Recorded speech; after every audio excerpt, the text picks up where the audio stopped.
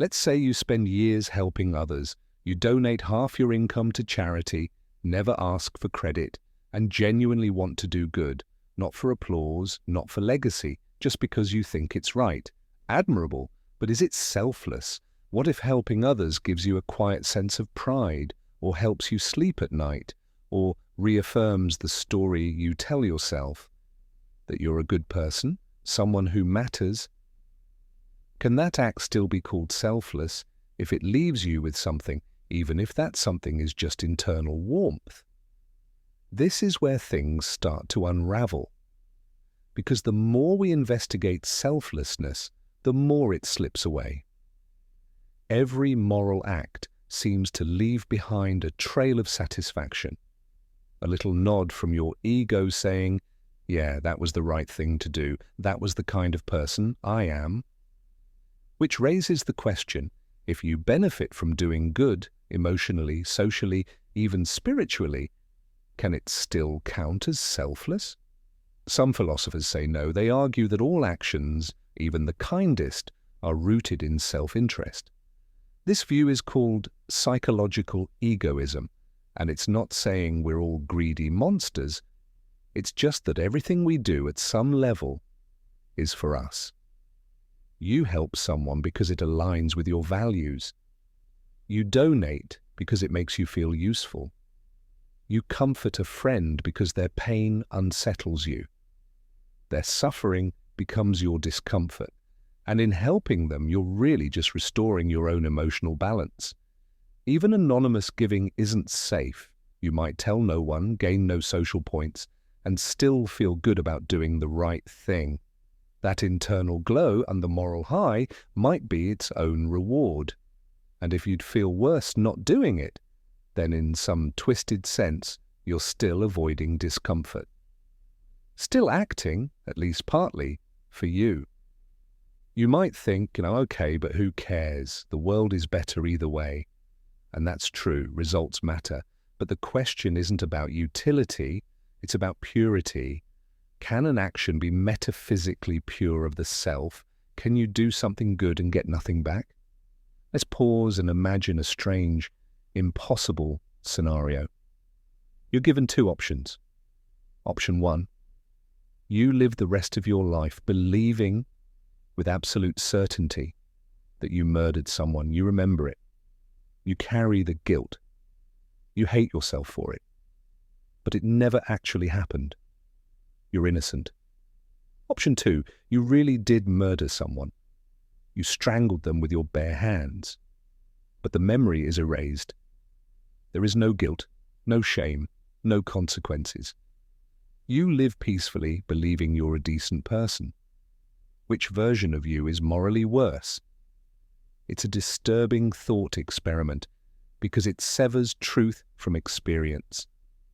One version is technically innocent, but emotionally tortured. The other is guilty, but completely untouched by remorse. It forces us to ask, is morality about what you do or what you carry? And more relevantly, if you did something good but didn't feel anything, no pride, no warmth, no sense of identity, would it still be good? Could it be selfless? Imagine someone who helps a stranger but immediately forgets about it.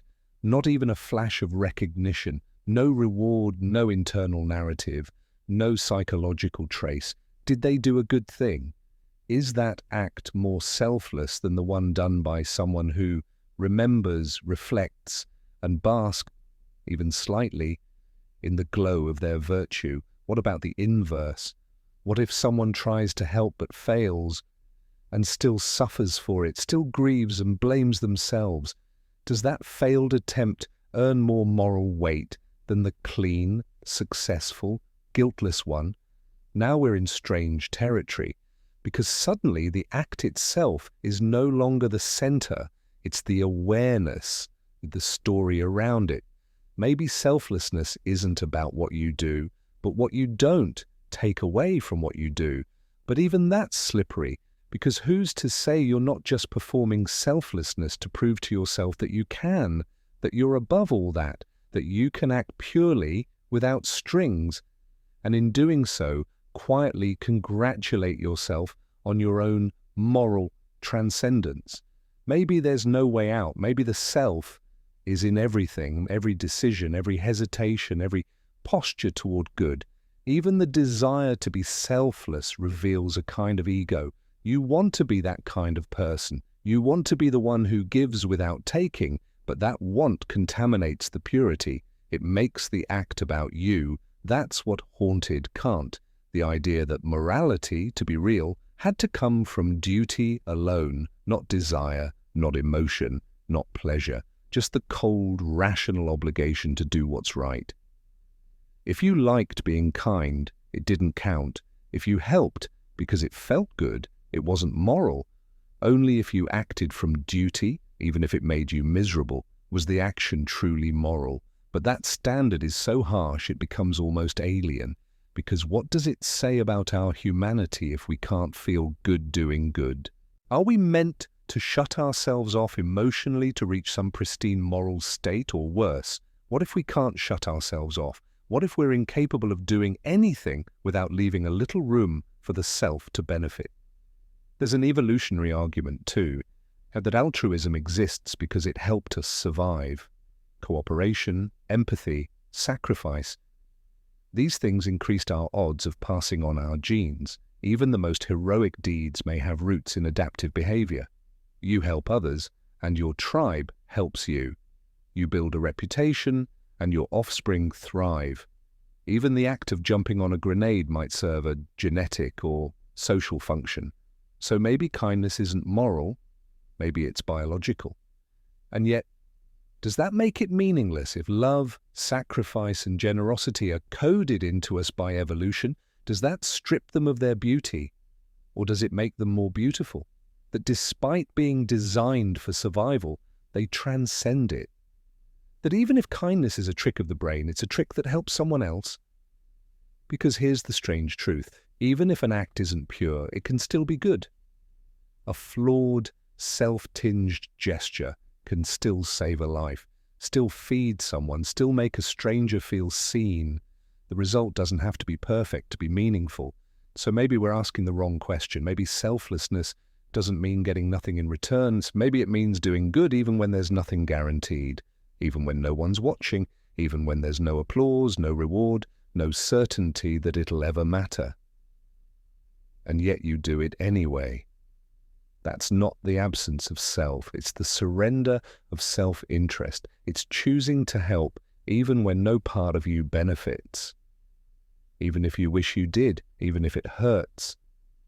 Even if you never get to feel like a hero, maybe selflessness isn't about eliminating the self. Maybe it's about acting as if the self isn't the center of everything. In the end, you may never escape the self completely. You may always feel something, pride, peace, relief after doing good. But maybe the closest you can get to selflessness is this, to act, not because it feels good, but even if it doesn't. To do the right thing, even when you wish you could look away, even when you gain nothing, even when it costs you. Maybe that's the best we can do, and maybe somehow that's enough.